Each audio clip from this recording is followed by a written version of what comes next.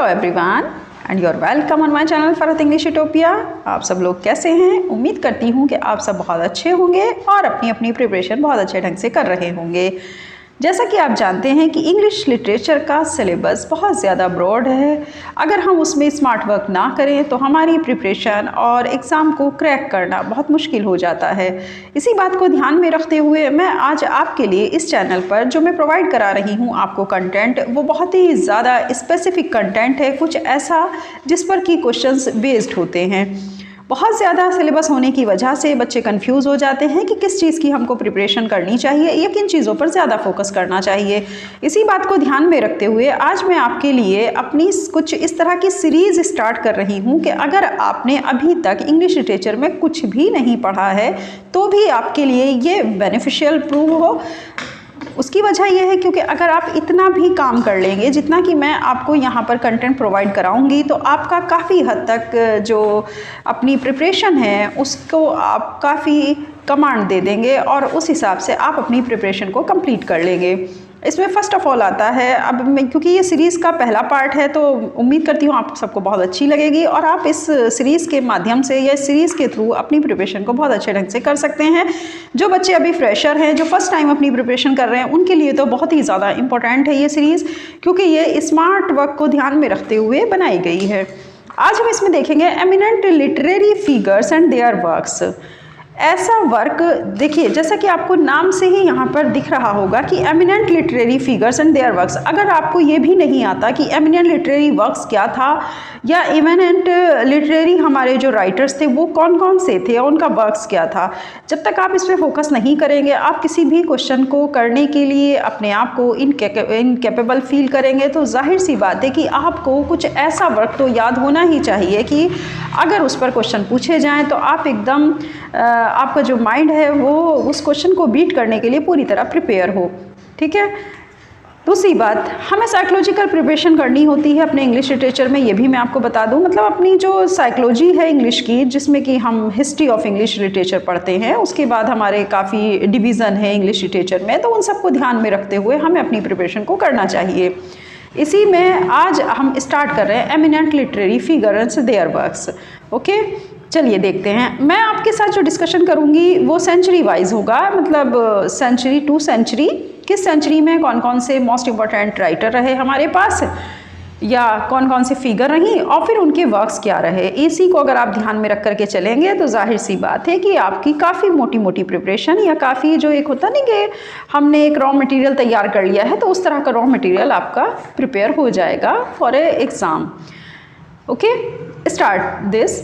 During 14th century Geoffrey Chaucer, first of all name आप जानते हैं कि सबसे पहले हम जॉफ्री चाउसर की बात करेंगे। जॉफ्री चाउसर 1340 टू 1400, इनका जो मोस्ट इंपॉर्टेंट वर्क है उसके ऊपर अब फोकस किया जाएगा। इनका मोस्ट इंपॉर्टेंट वर्क रहा Anelida and अर्साइट।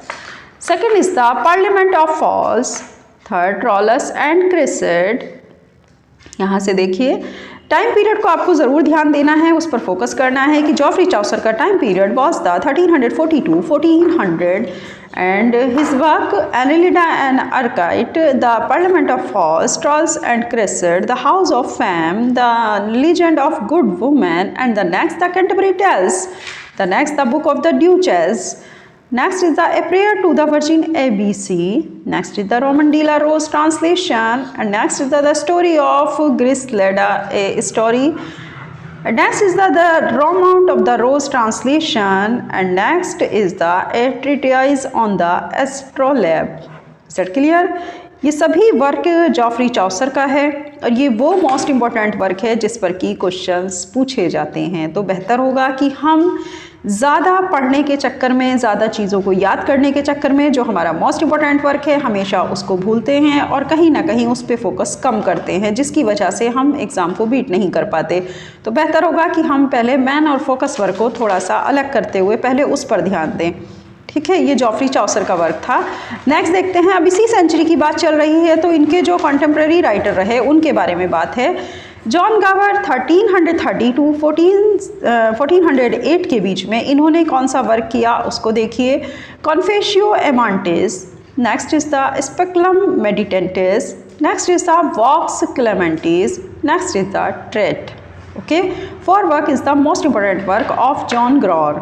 John Gower time period was 1332 1408, मतलब 1408। ओके, चलिए नेक्स्ट देखते हैं इनके कॉन्टेम्परेरी राइटर और कौन से रहे। William Langland.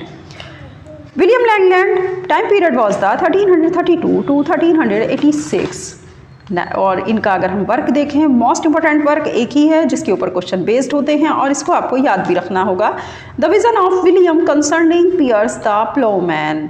The vision of William concerning Piers the ploughman is the famous work of William Langland. Okay, next John Barber. John Barber time period was the 1322 1395. इनका time period, इनके अगर हम work की बात करें तो Bruce and the next the brute. Bruce को the brute भी कहा गया। इसमें ये चीज़ है कि ब्रूस वर्क है इनका जो कि मोस्ट इंपॉर्टेंट फेमस वर्क है और जिसको द ब्रूट के नाम से भी जाना गया। इस तरह से आप इसको समझिए। इनका भी एक वर्क था जो बहुत ज़्यादा ही मोस्ट इम्पॉर्टेंट फेमस वर्क रहा। तो इस तरह से अगर हम देखें तो हमारे 1400 के जिनके ऊपर मैंने अभी आपसे एक बात कही ना कि जिसके ऊपर क्वेश्चन पूछे जाते हैं हम सिर्फ मैन वर्क उसी पर फोकस करेंगे।